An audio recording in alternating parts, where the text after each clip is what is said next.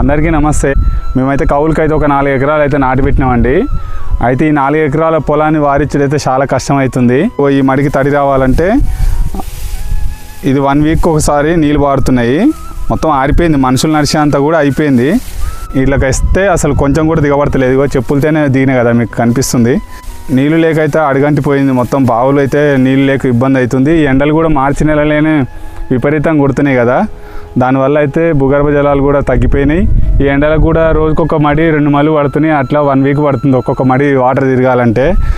చివరి దశకు వచ్చింది. మరి పారుతుందో పారదో కూడా అర్థం అవ్వట్లేదు. పెట్టుబడి అయితే ఇంతవరకు అయితే చాలా వరకు అయితే పెట్టుబడి పెట్టినాం. దీనికి ఆశలు అయితే లేవు. చూడాలి, అదృష్టం ఉంటే ఈ మధ్యలో ఏమన్నా చల్లటి వాన ఏమన్నా పడితే కొంచెం బయటపడే అవకాశం ఉంటుంది. మేమైతే కొంతవరకు అయితే నష్టపోవాల్సి వస్తుందేమో అనుకుంటున్నాను.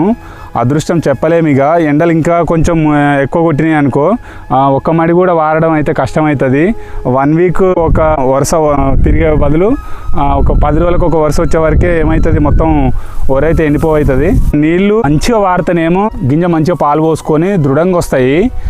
ఇట్లా మామూలుగా వరుసతాలకు వారి ఇట్లా ఉంటే ఏమవుతుంది అంటే గట్టితాలు ఎక్కువ వస్తుంది. ఈ గట్టితాలు రావడం వల్ల మేము FCAలో అయితే మళ్ళీ ఒడ్లు పోస్తే గట్టితాలు ఉందని కూడా మళ్ళీ B గ్రేడ్ పోతుంది, కటింగ్లు వేస్తారు గవర్నమెంట్. అన్ని విధాల రైతే నష్టపోతాడు. ఈ విధంగా అయితే ఒక్కొక్క మరికి తిప్పుకుంటా రోజంతా ఇక పొలం దగ్గరనే ఉండాల్సి వస్తుంది.